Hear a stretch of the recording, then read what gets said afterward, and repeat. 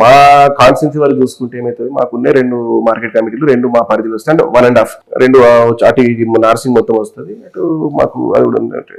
కాకుంటే గుడి మల్కాపూర్ రోడ్డు కాబట్టి దాంట్లో డైరెక్టర్ల పదవిలు ఇచ్చినప్పుడు ఏమైపోయిందంటే అందరికి సమన్వయం ప్రకారం అందరికి నిన్నట్టు పంచి చేసి ఇంకొంచెం కాంగ్రెస్ కి రిప్రజెంటేషన్ ఉంటే బాగుందన్న ఫీలింగ్.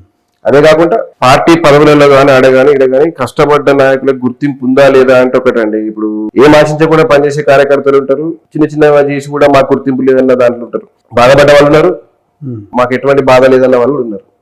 మీకు తెలిసిందే మా కాంగ్రెస్ పార్టీలో ప్రజాస్వామ్యం ఎక్కువ, ఏదైనా బాధ ఉంటే బయటకు చెప్పుకునే స్వాతంత్రం మా దాంట్లో ఉంది కాబట్టి బయట చెప్తారు కాబట్టి పబ్లిక్ లో కొంచెం మీడియాలో కొంచెం హైలైట్ చేసేది కార్యకర్తలు సంతోషంగా లేరు అనే విషయంలో. మీ వరకు మున్సిపాలిటీ పరిధిలో మీరు గమనించిన ప్రధాన సమస్యలు ఇప్పుడుకున్న మెయిన్ సమస్య అంటే కనెక్టివిటీ, రోడ్ కనెక్టివిటీ అనేది చాలా ఇష్యూ. మీరు అన్నట్టు మీరు ఇంత ఉంది ఒక క్వశ్చన్ అడిగిన మనం జనాభా పెరిగేదానికి ఎంత ప్రిపేర్డ్ ఉన్నారు మీరు అన్నదాన్ని, దాంట్లో ఏమైనా రోడ్ కనెక్టివిటీ ఇష్యూ ఉంది. ఇప్పుడు అల్కాపూర్ లో రోడ్ నెంబర్ 30 నుంచి రేడియల్ రోడ్ కనెక్టివిటీ కూడా అవసరం. కాకుండా అక్కడ బై మిస్టేక్ అప్పుడు హెచ్ఎండిఏనే అక్కడ పర్మిషన్ ఇచ్చింది కాబట్టి ఆ బిల్డింగ్ ని టచ్ చేయలేక ఇప్పుడు ల్యాండ్ అక్విజిషన్ ఉంది. ఇప్పుడు రేట్లు బాగా పెరిగిపోయినాయి.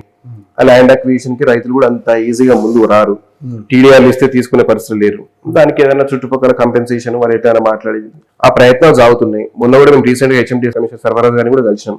కలిసి మీరు ఆ రేడియల్ రోడ్ చూసుకుంటే రేడియల్ రోడ్ 5 ప్రకారం చూసుకుంటే మీకు ఆ ల్యాండ్ క్వీల్స్ నుంచి వచ్చిన రోడ్ ఉంది కదా, అది కూడా ఇప్పుడు మాకు IAS ల్యాండ్ కూడా మాకు ఇప్పుడు గవర్నమెంట్ కి చేతికి వచ్చేసింది. అది చేతికి వచ్చేసింది కాబట్టి ఆ రోడ్ ఇట్లా కరువు తిరిగి మొత్తం తిరగకుండా కొంచెం స్ట్రైట్ కూడా గుట్టను కట్ చేసుకుంటే స్ట్రైట్ కూడా అంటే పెద్ద కటింగ్ కూడా అవసరం లేదు, స్లోప్ ఉంది, అది చేసుకుంటే అదొక కనెక్టివిటీ. ఇప్పుడు ఆ BRC దగ్గర ఒక కనెక్టివిటీ.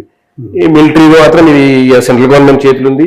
రిప్రజెంటేషన్ పంపించాం, చాలాసార్లు మున్సిపల్ నుంచి పంపించాం, మేము కూడా పంపించాం, కానీ అది ఎంత వరకు అవుతుంది అనేది సెంట్రల్ గవర్నమెంట్ ఇష్యూ కాబట్టి మేము అది మాట్లాడలేకపోతున్నాం. బట్ ఈ రేడియల్ రోడ్స్ ఎక్కడ వరకు అవుతున్నాయో మేమైతే ఒక డౌన్ ద లైన్ మేము మొన్న కలిసిన ప్రకారం మాకు ఒక 6 to 8 months లో మాకు రిజల్ట్స్ వస్తుంది అని చెప్పి చాలా కాన్ఫిడెంట్ గా అయిపోయింది. రోడ్ కనెక్టివిటీ విషయంలో మరి వర్షం పడితే ముంపుకు సంబంధించి ముంపు ప్రాంతాలు అనేదండి ఇప్పుడు ఒకటండి, ముంపు ప్రాంతాలు అంత పెద్దగా మణికొండ మున్సిపాలిటీలు లేవు. ఉన్న కాడికి కూడా ఏమైపోయినాయి అంటే కొన్ని స్టామ్ వాటర్ లైన్స్ బ్లాక్ అయిపోవడం, కొన్ని స్టామ్ వాటర్ లైన్స్ పాత ఏవైతే ఉన్నాయో అవి ఇంకొంచెం అవి రెక్టిఫై చేయాల్సి ఉన్నాయి.